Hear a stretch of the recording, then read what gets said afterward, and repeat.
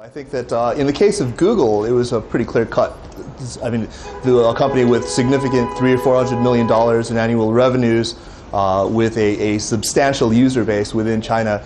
There, I think we're talking about serious losses to their business incurred by taking this particular stand. But with GoDaddy, the cynic in me wants to believe, or I mean, I'm really compelled to believe that this is opportunistic. That what's actually happening here is there's a business that's already sort of been killed by regulation to begin with, a business that represents a very tiny fraction of the company's revenue, of only about 1% by its own admission in a conversation with the Wall Street Journal. Only about 27,000 domain names actually registered out of the several million that are actually registered in China under the .cn name. And most of those, I mean, I'm afraid, are simply domain name squatters, are domainers.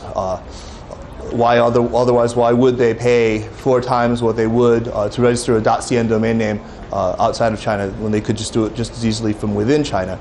I can't help but believe that this is there's something that it smells like a sort of a right, PR play.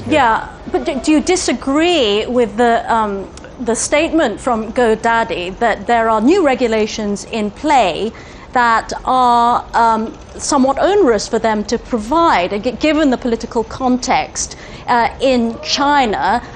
There is cause to worry about handing over headshots of every single one of their sort of email account users.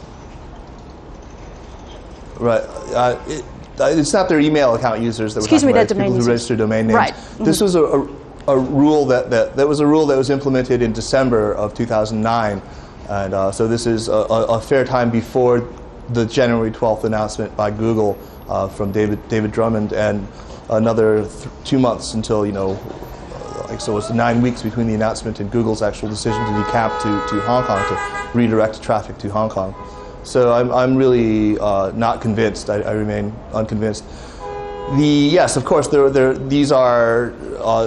is a very different environment to operate in, and I think yes that there is an inherent risk posed to users. I mean, I think that it's really up to them whether they want to. GoDaddy, of course, I think they're doing the right thing in not sort of compelling all of their people to not turning over this stuff, giving them the option of whether they want to continue with this domain name registration or not. But of course, I think any company would do the same.